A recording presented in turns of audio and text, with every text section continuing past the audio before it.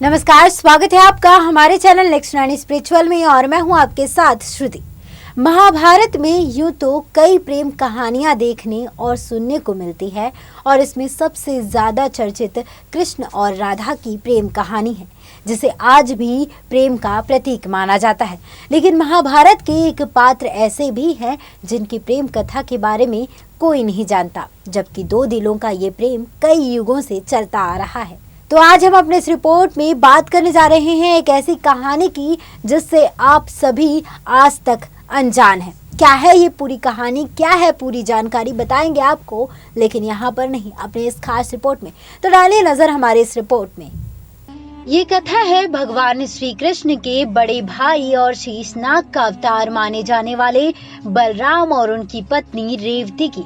कथा के अनुसार बलराम और रेवती के बीच सतयुग में प्यार हुआ, लेकिन दोनों का मिलन द्वापर युग में आकर हुआ। गर्ग संहिता के अनुसार रेवती पिछले जन्म में पृथ्वी के राजा मनु की बेटी थी, जिसका नाम ज्योतिषमती था। एक बार मनु ने बेटी से पूछा कि उसे कैसा वर चाहिए, तो उन्होंने कहा कि जो इस धरती पे सबसे शक्तिशाली हो वो उसी से विवाह करेंगे। मनु ने इंद्र से ये सवाल पूछा तो इंद्र ने वायु को सबसे ताकतवर बताया, पर वायु ने पर्वत को ज्यादा बलशाली बताया और पर्वत ने पृथ्वी को अधिक शक्तिशाली बताया। आखिर में धरती ने शेषनाग को सबसे ज्यादा शक्तिशाली बताया। तब ज्योतिषमती ने शेषनाग को पति के रूप में पाने के लिए ब्रह्मा की तपस्या की और ब्रह्मा ने उसे वरदान दिया कि द्वापर में दोनों की शादी होगी। ज्योतिषमती ने अपने अगले जन्म में महाराजा रैवतक की पुत्री के रूप में जन्म लिया। पौराणिक कथा के अनुसार सतयुग में पृथ्वी पर रैवतक नाम के एक सम्राट हुआ करते थे, जिनकी पुत्री का नाम राजकुमारी रेवती था।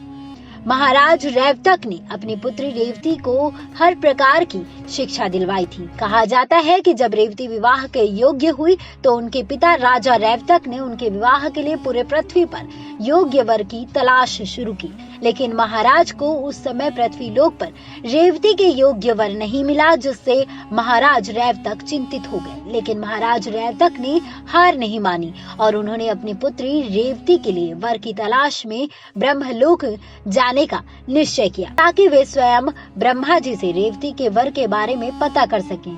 इसके बाद महाराज रैवतक अपनी पुत्री रेवती के साथ ब्रह्मलोक के लिए प्रस्थान किया।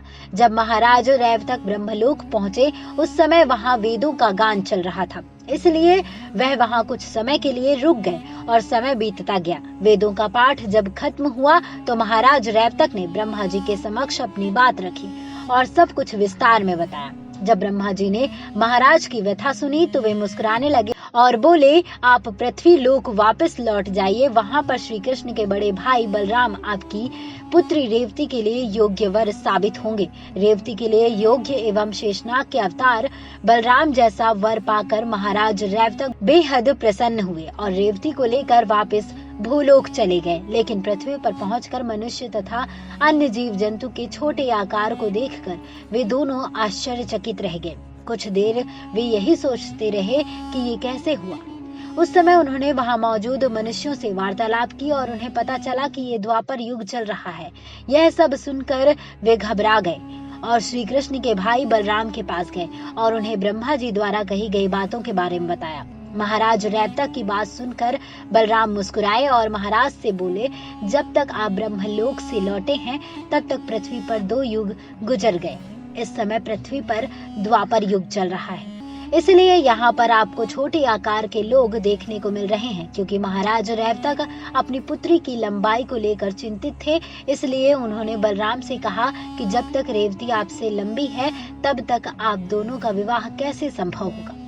यह सुनते ही बलराम जी ने रेवती को अपने हल से नीचे की ओर दबाया। ऐसा करने से रेवती का कद छोटा हो गया। रेवती के पिता ये दृश्य देखकर बेहद प्रसन्न हुए तथा रेवती और बलराम को विवाह के पवित्र बंधन में बांधकर स्वयं संन्यास चले गए। बाद में बलराम और रेवती प्रेम पूर्वक पृथ्वी पर मौजूद रहे। बता दें कि हमें ये पूरी जानकारी वेबसाइट्स और अन्य जगहों से प्राप्त हुई है। ये जानकारी आपको कैसी लगी आप हमें कमेंट बॉक्स में कमेंट कर जरूर बताएं और इस वीडियो को ज़्यादा से ज़्यादा लाइक करें, शेयर करें और इस चैनल को सब्सक्राइब करें और देखते रहिए नेक्स्ट रानी स्पिरिचुअल। नमस्कार।